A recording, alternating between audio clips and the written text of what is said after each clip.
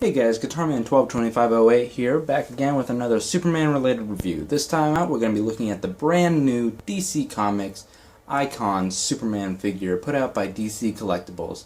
This is a figure I've been looking forward to for a very long time, and we finally just got this figure out. They had put the figure up for solicitation, I think, for maybe a March release of 2016, but for some reason that was not the case, and the release date got pushed back by at least 2 months. So we just got him out on, what is yesterday? Yesterday was the 15th of June. Let's take a look at the packaging real quick. On the front, you have the display window with DC Comics icons, the Superman symbol inside the O, the DC Collectibles logo. On the side, you can see the word Superman and a number 10. So this is the 10th figure in the series. On this side, nothing going on. On the back, you have the other figures in this wave.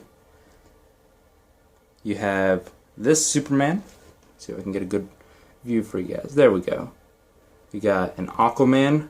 We have, this is pretty cool. It's a 3-pack of Atom figures. You got Atomica, you got Ray Palmer, and you have a third one. I think Choi. I might be wrong on that.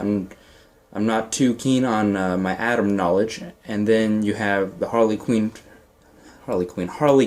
figure.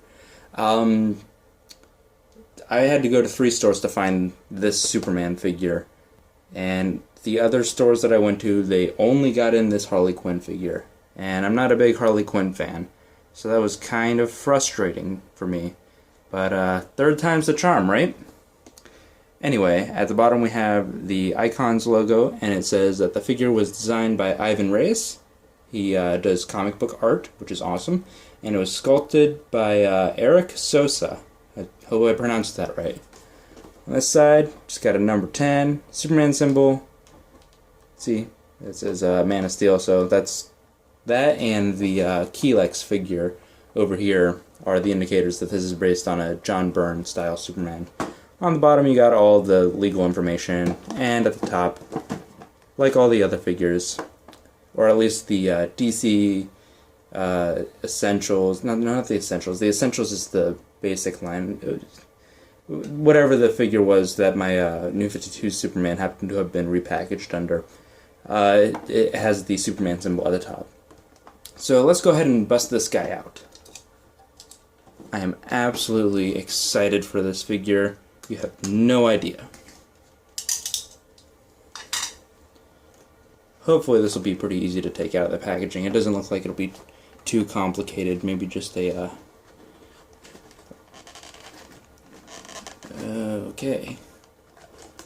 I spoke a little too early. Oh wait, no, there we go. Alright.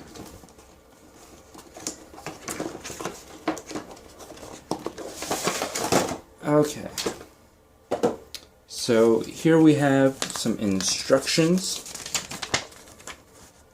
and it pretty much just shows you how to put the Lex figure on its display base and how to interchange the hands on this Superman figure, as well as how to change the hands on the Aquaman and the head, and put the little, there's a little piece that comes with the Aquaman that kind of shows that he's communicating with other sea creatures. And here we have instructions for Harley Quinn and these Atom figures, which is pretty cool. I might actually have to try and pick up that Atom 3 set, just because it's what they do with the Ray Palmer figure is awesome. I absolutely love it. Alright, so nothing going on here, so put that off to the side. This is going to be a bit of a challenge. You kind of want to be careful with these hands. I've heard that these interchangeable accessories kind of just have a tendency to break if you're not careful enough with them. Chances are I'll probably just keep the hands in a little plastic bag or something, or in a little separate container so I don't lose them. They really packaged this guy really good, didn't they? Okay. So let's assemble this little stand here first. So there we have Lex on the stand there. And let's get this Superman figure to stand. Alright, there he is. I am absolutely blown away with this figure. It looks amazing out of the packaging. It looked fantastic in the packaging, but now that I have it in hand, I am thoroughly blown away. I had seen pictures from other people who had received the set before it was released, or at least had pictures, and it looked okay. I was still going to buy it because I really want this figure, and I wanted it for a long time, but it just looked like it would be just like an okay addition to the DC Icons line. This figure looks amazing. Totally worth the $25 price on this guy. So let's get a little bit of a better look at this guy. There we go. Alright, so you can see that the symbol isn't painted on there. It's just kind of a screen printed thing, which is alright. Very reflective. Doesn't bother me too much. The head sculpt, I'm really digging it. I was a little unsure of it based on the other photos that I had seen. And it looks better in some angles than it does in others. Like here, it doesn't look too bad. Overall, it's pretty solid. The head sculpt, I like the S curls back. The hair is sculpted wonderfully. It's very well done. In the back, we have the S on the back of the cape. Let me just move Lex out of the way so he doesn't get in the focus and steal the spotlight. We'll get to you. Absolutely wonderful. The cape is indeed like a rubbery material, which is nice. Very well sculpted. I like how long it is, how it comes down to almost his ankles, which is great. I've always been a fan of the long cape. He has the trunks, which is always a favorite, and he has his classic red boots. So this is a wonderful choice to go with for a Superman figure. As for articulation, there is a lot. His head is pretty flexible. It goes up about this much, so you can get some pretty decent looking up flying poses. It goes down quite a bit, and of course, you know, it goes left and right, and you can tilt his head a little bit, which is awesome. You have this double kind of crunch thing on the abs here.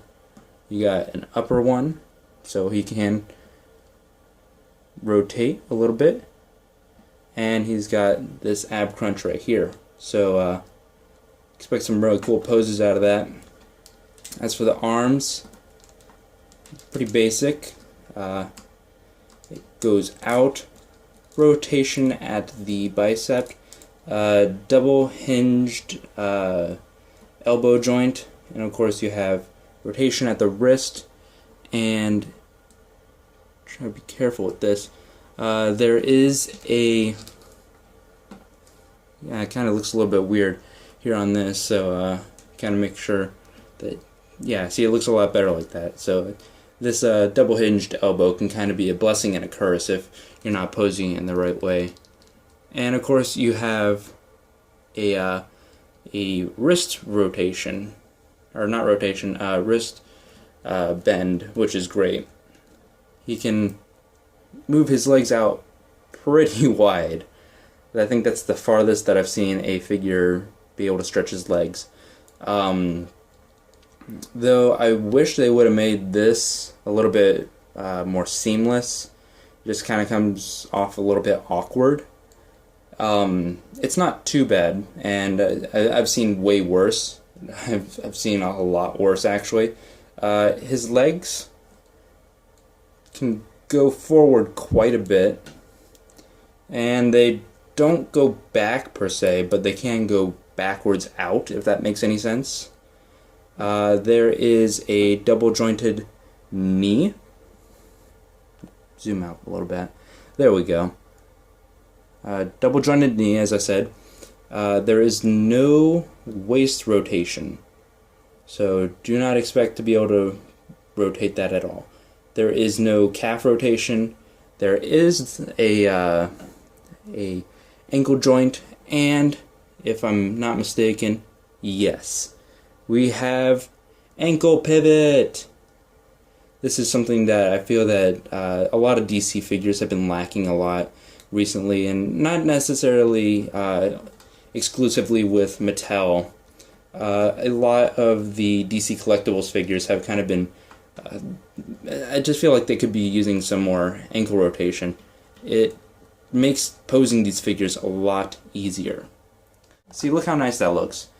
And a lot of that is due to the fact that I can rotate his ankles. So, good job on that, DC. Absolutely love it. I'm not entirely sure if I feel comfortable with exchanging these hands, because it's a bit of a gamble. I've seen some people have broken them before. So I guess when you go to do it, just be incredibly careful, like I just did here. It doesn't look too bad, actually. Actually, that looks really nice. Yeah. So again, the other hand right here, it also has this this little hinge right on this hand, so you can rotate it upwards or back as you see fit. Absolutely wonderful, man. I love this figure. It's gonna look so great in my collection. I keep raving on and on about it. I would definitely recommend picking this up if you get the chance. Oh man, I'm so blown away with it. I love it a lot. And of course it helps that John Byrne's Superman is one of my favorite designs of the character, or at least his art style. It suits the character well. So we'll put him off to the side for now, and we will take a look at this Lex figure. There's not too much going on here. For articulation, his head rotates, which is awesome. It's got like a kind of like a translucent, I'm not even sure if that's the right word, red piece right here, and of course his arms go up and back. There's not a lot really here for this figure. It's a nice little accessory, and of course, DC didn't really need to include this, but I'm really happy that they did. I think it benefits the figure, or at least the pack, nicely, kind of the same way that the DC Icons Flash figure features a cosmic treadmill. It wasn't really required, but darn if it isn't a really nice addition. So, for size comparison, let's move this guy back out of the spotlight again. Sorry, buddy. Keep doing that to you. Let's get him to stand as straight as we can to kind of get an accurate size comparison. And we will be measuring him up against the DC, I want to say DC Essentials. I'm just going to say it. DC Essentials New 52 Superman. The DC New 52 Superman stands about 7 inches tall. So I'd say that this DC Icons Superman stands about 6 inches, 6¼ inches. I could be off. I'm just kind of guesstimating at this point, but there is a definite size difference. But man, I feel like this DC Icons figure is way better sculpted than this New 52 figure. And not that the New 52 figure is a bad figure, I just feel that they tried a little bit harder to make posability an option, whereas the New 52 figure is more for just kind of having on the shelf. This one you can actually get some really cool shots of. So that's all I have to say about this figure. Again, this is the DC Icons Superman from DC Collectibles. If you like what you see here, be sure to rate, comment, and subscribe. And as always, if you're interested in hearing me ramble on about Superman for about an hour or so, be sure to check out the Up, Up, and Away podcast. Expect an episode probably this Saturday. It's probably the next time that I'll be free, or at least be able to get that up for my audience. We're available through Podomatic and through iTunes, so be sure to check that out. Thanks again for watching.